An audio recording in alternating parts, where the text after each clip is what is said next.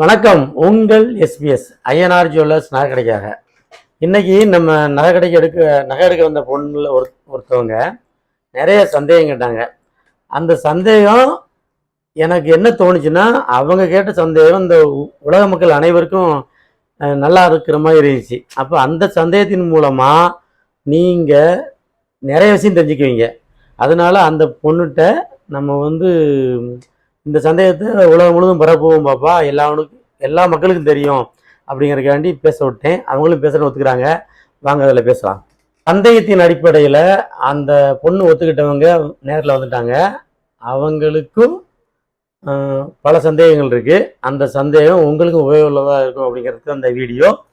சந்தேகம் கேட்பாங்க, நீங்களும் அதை தெரிஞ்சுக்கோங்க. சொல்லுங்கள் பாப்பா, உங்களுக்கு என்ன சந்தேகம்? ஃபர்ஸ்ட் எனக்கு ஒரு டவுட் என்ன அப்படின்னா, நாங்க நகை எடுக்கிறோம், எந்த கடையிலனாலும் போய் எடுக்கலாம்ல, அது உங்க கடையில எடுக்கிறதுக்கான எங்களுக்கான பெனிஃபிட் என்ன? அது நாங்கள் இப்போ ஆடிக்கு ஆஃபர் போட்டிருக்கோம். அது மட்டும் இல்லாமல் எங்கள் கம்பெனியை பொறுத்த மட்டும் பர்ச்சேஸில் நிறைய தெளிவு காட்டுவோம். எப்படி காட்டுவோம் அப்படின்னா, ஒவ்வொரு டைம்லையுமே பர்ச்சேஸ் பண்ண போகும்போது முக்கியத்துவம் கொடுக்குற அடிப்படையில் தான் எந்த வியாபாரியுமே குறைச்சி தர முடியும். இப்போது எந்த டைமில் பர்ச்சேஸ் பண்ணுங்கிறது எங்களுக்கு தெரியும். பர்ச்சேஸ் பண்ணுற திறமை தான் உங்களுக்கு விலையை குறைச்சி கொடுக்க தோணுது. அதே மாதிரி பெரிய சிட்டியில் நீங்கள் நகை எடுக்கிறதுக்கும் சின்ன சின்ன கடையில் எடுக்கிறதுக்கும் என்ன பெனிஃபிட் அப்படின்னா, பெரிய சிட்டியில் உள்ளவங்களுக்கு நிறைய செலவு இருக்கும். எங்களை மாதிரியாளர்களுக்கு செலவு கம்மியாக இருக்கும். எங்கள் ஓன் ஃபண்டில் வச்சு நாங்கள் வரதல் பண்ணிக்கிடுவோம். அவங்க கடன் வாங்கி பண்ணுவாங்க. அதனால் சிட்டியில் இருக்கிற பெரிய கடைக்காரங்க பூரா சேதாரத்தை அதிகமாக போடுவாங்க. சின்ன சின்ன ஊரில் உள்ள சின்ன கடைக்காரங்க பூராமே பர்ச்சேஸ்லேயும் திறமையாக காட்டுவாங்க, விற்கிறதுலையும் உங்களுக்கு ரொம்ப குறைச்சி கொடுப்பாங்க. அதுதான் எங்களால் உங்களுக்கு தர முடிஞ்ச பெனிஃபிட். அப்புறம் அடுத்த கொஸ்டின் என்ன அப்படின்னா, ஆடிப்பெருக்கு எல்லாருமே நகை எடுக்கிறத ரொம்ப பெருசா பேசுறாங்க. அந்த ஆடி மாசம் பர்டிகுலரா இந்த டைம்ல ஆடி 18ஆம் தேதி எடுக்கணும் அப்படின்னு சொல்றாங்களே, அதுக்கான ரீசன் என்ன? ஆடி 18ங்கிறது விஷ்ணு பகவானுக்கும் மகாலட்சுமிக்கும் உகந்த நாள். ஆடி பட்டம் தேடிவதுன்னு ஒரு பழமொழி இருக்குது. அதாவது ஆடியை பொறுத்த மட்டும் நம்ம விவசாய பெருமக்கள்லாம் இப்போ மழை அப்போ தான் ஆரம்பிக்கும். இப்போ மேட்டூர் அணைலாம் இப்போ தான் நிறைஞ்சிக்கிட்டு இருக்கு. இந்த டைமில் ஆடிப்பட்டம் தேடி விதைக்க போகும்போது நமக்கு ஒரு வளர்ச்சி அடைக்கும். அப்போ ஒரு டேட்டை அதில் கணக்கு பண்ணி அந்த 18ஆம் தேதி மட்டும் விவசாயத்துக்கு விதை எடுப்பாங்க. அப்படி விதை எடுக்கிறது மூலமாக கிடைக்கிற புண்ணியத்தில் தான் நம்மளே சாப்பிட்றோம். அந்த மாதிரி ஆடிப்பட்டத்தில் விதை போடுற மாதிரி ஆடிப்பெருக்கு, ஆடி 18ஆம் தேதி பெருக்கில் மகாலட்சுமியும் விஷ்ணுவும் நமக்கு அருள் பண்ணிப்பாங்க. அந்த அடிப்படையில் தான் ஆடிப்பெருக்கில் பொருள் எடுத்தீங்கன்னா எப்படி பூமி விளைஞ்சி நமக்கு விமோச்சனம் தருதோ, அதே மாதிரி ஆடிப்பெருக்கில் தங்கம் உள்ள வந்தால் மகாலட்சுமி வீட்டுக்கு வருவான்னு அர்த்தம். இந்த அளவுக்கு எக்ஸ்பிளனேஷன் இருக்கா? எனக்கு இப்பதான் தெரியும். அப்புறம் வேற என்ன கொஸ்டின்ஸ் இருக்கு அப்படின்னா, இப்ப நிறைய பேரு தள்ளுபடி, ஆடிக்கு இந்த ஆஃபர், ஆடிக்கு அமாவாசைக்கு எதுக்கு எடுத்தாலும் இப்ப தள்ளுபடி ஆஃபர் அது இதுன்னு போட்டுக்கிட்டே இருக்காங்கல்ல, அதை நம்பலாமா? அதுல அவங்க யூஸ் பண்ற ட்ரிக் என்ன? ஆடிப்பெருக்கில் தள்ளுபடிங்கிறது லிமிட்டை தாண்டி தள்ளுபடி பண்ணாங்கன்னா அவங்களுக்கு ஒன்றுமே லாபம் கிடைக்காது. அப்படிக்குள்ள பொருளுக்கு ஏதாவது நம்ம 916 பாயிண்ட்டுக்கு 92 பாயிண்ட் வச்சு நம்ம செய்கிறோம். 92 பாயிண்ட் இருந்தால் தான் 916 கால் மார்க்கு பாஸ் ஆகும். இப்போ கவர்மெண்ட் சைடில் கட்சி வெடி ஒன்று வேண்டாங்க.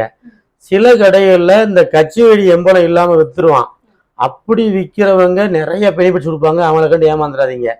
நம்ம கடையை பொறுத்த மட்டும் கால் மார்க் இருக்கும், கட்சி வெடி இருக்கும். கூடவே உங்களுக்கு ஆஃபர் எப்படின்னா, நாங்கள் உங்களுக்காக ஏற்கனவே பர்ச்சேஸ் பண்ணிடுவோம். இந்த விலைவாசி ஏற்ற இறக்கத்துக்கு முன்னே பர்ச்சேஸ் பண்ணி ஆடிக்காக இப்போ நம்ம ஒரு 5 கிலோ ஆடிக்கு விற்கிறோம் அப்படின்னா அந்த 5 கிலோக்குரிய பர்ச்சேஸ் ஏற்கனவே இருக்கும். அதை கணக்கு பண்ணி தான் ஆஃபர் போடுவோம். ஒரிஜினல் நகைக்கடையோட நிலைமை என்னன்னா, இன்றைய விலையையே ஏற்ற இறக்கத்துக்கு கவனிக்க மாட்டாங்க. தங்கம் எங்களுக்கு எடை கரெக்டாக இருக்கான்னு பார்ப்போம். இப்போ 15 கிலோ வச்சுருக்கோம் அப்படின்னா 16 கிலோவாக மாறுறதுக்குரிய வேலைக்காக நாங்கள் வேலை பார்த்துட்டு இருப்போம்.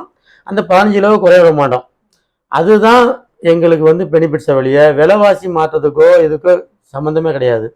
உங்களுக்கு ஆடிப்பெருக்கு ஸ்கீம் போடுறோம்னா நாங்கள் பர்ச்சேஸில் தெளிவு காட்டுறோம். அதனால் ஆடிப்பெருக்கில் உங்களுக்கு இப்போ வெள்ளி ஆஃபர் போட்டிருக்கோம்.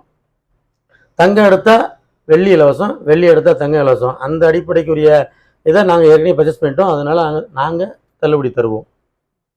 அடுத்து என்னோட கொஸ்டின் என்னன்னா, இது கோல்டு ரிலேட்டட் இல்லை, என்னோட பர்சனல் இது. ஒரு என்னோட மணியை நான் இன்வெஸ்ட் பண்றேன் அப்படின்னா எது பெஸ்ட் பிளாட்ஃபார்ம்? அதாவது தங்கத்தில் முதலீடு பண்ணுறது நான் சொன்னால் தங்கத்தை தான் சொல்லுவேன்னு நினைப்பீங்க. அது எந்த அடிப்படையில் உங்களுக்கும் யூஸ்ஃபுல்லாக இருக்கும் அப்படின்னா, முதலீடு பண்ணுறது வந்து வட்டி தொழிலில் முதலீடு பண்ணால் வருமானம் கூட தான் செய்யும். அந்த கம்பெனி நீங்கள் தேடி பார்க்குறது உங்களை மாதிரி சின்ன சின்ன குடும்பத்துக்கு ஒத்து வராது. அதனால் தங்கம் தான் சரியான மெத்தடு. ஏன் அப்படின்னா, தங்கத்தை பொறுத்த மட்டும் உலக நாடு எல்லாருமே உற்று கவனிக்கிறான். முதல்ல இந்தியாவில் தான் தங்கம் விற்கும், இந்தியாவில் தான் தங்க விலை கூடும். இப்போ வேர்ல்டு லெவலில் ஒரே மார்க்கெட் ஆனதுனால அங்கங்கே எல்லா நாட்டுக்காரங்களும் தங்கத்தை ஏற்றி வச்சுக்கணும் அல்லது நிறைய பிரிக்க வச்சுக்கணும்னு ரொம்ப ரொம்ப ஆசைப்படுறாங்க. அப்போ தங்க விலை நாளுக்கு நாள் கூட்டிகிட்டு இருக்கு. குறிப்பாக அந்த 4 வருஷத்தில் கடந்த 2 வருஷம் ரொம்ப கூட இந்த அளவு கூட்டிகிட்டு இருக்கும்போது இதே பொசிஷனில் நாட்டு மக்கள் பூரா தங்கத்து மேலே மோகம் கொண்டாங்கன்னா தங்கத்தை விட ஒரு இன்வெஸ்ட்மெண்ட்டு வேறு எதுலேயுமே நல்லா இருக்காது. அப்போ வட்டி தொழிலை விட தங்கத்தொழில் வந்து முன்னேற்றத்துக்குரிய அடிப்படை. உங்களை மாதிரி ஃபேமிலி மெம்பருக்கு தங்கத்தை இன்வெஸ்ட் பண்ணுறது ரொம்ப ரொம்ப முக்கியம். அது ஏன் ரொம்ப முக்கியம் அப்படின்னா, நடுத்தர வர்க்கத்தினர் ஒரு வீடு கட்டணுனாலோ ஒரு விலைக்கு ஏதாவது ஒரு சொத்து வாங்கினாலோ தங்கத்தை அடகு வச்சோ அல்லது தங்கத்தை விற்றோ உடனே காசாக்கிடலாம்.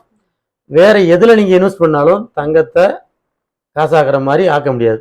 அதனால் நான் அடித்து சொல்வேன், நீங்கள் எப்படினாலும் நினச்சிக்கங்க, தங்கத்தில் முதலீடு பண்ணுறது ரொம்ப ரொம்ப முக்கியம். ரொம்ப ரொம்ப இந்தியாவை பொறுத்தமட்டில் சால சிறந்தது. என்ன வீவர்ஸ், பாப்பா கேட்க பதில் சொன்னதெல்லாம் உங்களுக்கு பிடிச்சிருந்துச்சா? அதே மாதிரி உங்களுக்கு வந்து எது சம்மந்தமான டவுட்னாலும் தங்கத்தை பற்றின டவுட்டை பூரா நம்மகிட்ட தாராளமாக கேளுங்க.